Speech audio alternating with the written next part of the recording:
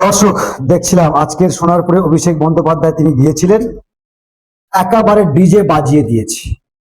বড় বড় কথা বলার আগে মনে ছিল না ভাইপো? ওই অভিষেক বন্দ্যোপাধ্যায়, মানে বুঝতে পারছেন ভাইপো কাকে বললাম? দিদির ভাইপো আর কি। আজকের সোনারপুরে আক্রান্ত কর্মীর বাড়িতে তিনি সৌজন্য সাক্ষাতে তিনি গিয়েছিলেন এবং সেখানে ডিজে বাজিয়ে দিয়েছে, একেবারে ডিজে বাজিয়ে দিয়েছে।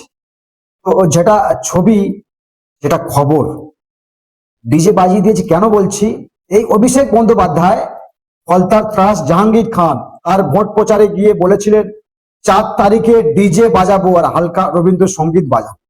তো সেটাই বাজিয়ে দিলেন। আজকে এই ফলতার মানুষ বাজায়নি, সেটা ভোটের মাধ্যমে বাজিয়েছে।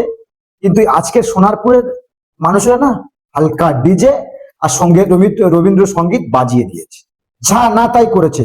আর ওই ডি থেকে ডিজে না, আর ডি থেকে যেমন ডিজে বাজিয়েছে আর ডি থেকে পচা ডিমও দিয়েছে, আর ডিম ছুঁড়ে মেরেছে। কেউ কেউ দর্শক বলছিল যে শুধু ডিম ছুঁড়ে মারেনি, পচা ডিম। মানে অভিষেকের কপালে ভালো ডিমও জুটলো না, মানে যেটা খবর আর কি, ভালো ডিমও জুটলো না, পচা। এখন ডিমের দাম তো অনেক, প্রায় 6 টাকা প্লাস। সে ডিম ছুঁড়ে অভিষেক বন্দ্যোপাধ্যায়কে মানে সম্মান করে আর কি মেরেছে। যেহেতু ইট পাটকেল মারলে কোনো খরচা ছিল না, যে খুশি মারতে পারতো, কিন্তু টাকা দিয়ে তো কিনে মেরেছে, সবাই মারতে পারেনি। শুধু আবার ডিম দিয়ে মারেনি, ছেঁড়া জুতো, ভালো জুতো দিয়ে মেরেছে। তো আমরা বলছি গণতন্ত্র এগুলো উচিত নয়, এগুলো ঠিক নয়। গণতন্ত্র আর গণতন্ত্র অধিকার হরণ করা, সেখানে তিনি গিয়েছেন আক্রান্ত কর্মীর বাড়িতে, এভাবে মারামারি এটা ঠিক হয়নি। জামাটা সব ছিঁড়ে দিয়েছে, জামাটা সব ছিঁড়ে দিয়েছে। দেবে না বা কেন? দেবে না বা কেন? বড় বড় ভাষণবাজি, বড় বড় ভাষণবাজি করেছিলেন না, জনরোষের মুখে পড়েছে তো, জনসাধারণের মার তো, সে কি আর বাকি থাকে? তবে আমি বলি দর্শক, মারাটা যদিও ঠিক হয়নি, তবে কম হয়েছে, অনেক অনেক কম হয়েছে। 4 তারিখে রবীন্দ্রসঙ্গীত বাজাচ্ছিলেন আপনি না? 4 তারিখের পরে বিজেপির কর্মীদের ডিম ভাত খাওয়াবেন বলেছিলেন, খাইয়েছে তো আজকে পচা ডিম। পচা ডিম মানে ভালো ডিমও জুটলো না কপালে। তো এই দুর্দশা হয়েছে অভিষেক বন্দ্যোপাধ্যায়।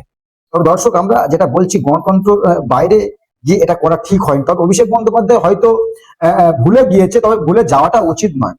2023 সাল আমরা দেখেছিলাম নওশাদ সিদ্দিকী কলকাতার রাজপথে আন্দোলন করছিলেন, আর এই পিসির পুলিশ, মানে এনার পিসি, যেভাবে একটা টুপি পরা ছেলেটাকে যেভাবে টেনে টেনে টেনে টেনে প্রিজন ভ্যানে তুলেছিল, আমরা ভুলিনি।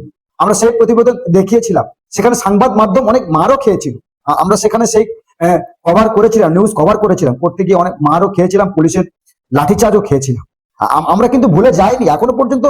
অভিষেক বন্দ্যোপাধ্যায় হাজতে পড়েনি, এটা এটা ওনার অনেক কপাল ভালো, অনেক কপাল ভালো। দর্শক, আজকে সোনারপুরে এই ঘটনাটি ঘটেছে, যেখানে বলা হচ্ছে অভিষেক বন্দ্যোপাধ্যায় একা নাকি গিয়েছিলেন এবং তার যে আক্রান্ত কর্মী তার বাড়িতে, মানে 4 তারিখ হয়ে গিয়েছে, বহুদিন হয়ে গিয়েছে, এখনো কর্মীর খোঁজ দিতে যাচ্ছেন, মানে দরদ উঠলে উঠছে। নিজে তো সব কালো টাকা সাদা করে যেভাবে যেখানে সেখানে রিসোর্ট ফ্ল্যাট বানিয়ে রেখেছেন, সেগুলো বিচার কবে হবে? শুভেন্দু অধিকারী মহাশয় এখনো কেন চুপ? এখনো কেন চুপ? সেটিং এর কোথাও তো আমরা একটা সেটিং এর গন্ধ পাচ্ছি, যে বিজেপির সঙ্গে সেটিং টেটিং করে নেবে তো অভিষেক বন্দ্যোপাধ্যায়। পিসি গিয়ে শুভেন্দু অধিকারী মহাশয় যেহেতু পুরনো পার্টনার, পুরনো কর্মী দলের, একসঙ্গে অনেক কাজও করেছিলেন, তো সেই হিসেবে সেটিং টেটিং করে ফেলবে না তো? এখনো পর্যন্ত সিবিআই ইডি এখনো পর্যন্ত অভিষেককে গ্রেপ্তার করতে পারছে না।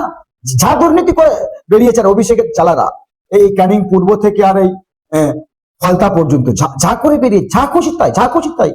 তো আজকে দিয়েছে বুঝিয়ে দিয়েছে। আমার মনে হয় না দর্শক এভাবে মারাটা ঠিক হয়েছে। আবারও বলছি, আমার মনে হয় না যে এভাবে মারাটা ঠিক হচ্ছে, একদম উচিত হয়নি। পচা ডিম না দিয়ে যদি ভালো ডিম দিয়ে মারতো, একটা সম্মান টম্মান থাকতো। তুমি যা করলেন, সম্মানে ভুজিয়া উড়িয়ে দিলেন। দর্শক, এই ছবি জয়নগর থেকে যে ছবি আমরা দেখালাম, তবে যেটা বলবেন, আর অবশ্যই আমরা আবারও বলছি, উচিত হয়নি, গণতন্ত্রের বাইরে গিয়ে এমনটা করা উচিত হয়। যদিও অভিষেক বন্দ্যোপাধ্যায় সৌজন্য রাজনীতি করছেন, তবে অভিষেক বন্দ্যোপাধ্যায় মনে থাকার দরকার ছিল যে ক্ষমতা চিরস্থায়ী নয়। এই গাড়ির সামনে, হুককলা গাড়ি, তার সামনে উপরে উঠে 4 তারিখে ডিজে বাজাবো, দিয়েছি তো বাজিয়ে। দর্শক, যেটা বলার বলবেন, আর নজর রাখবেন।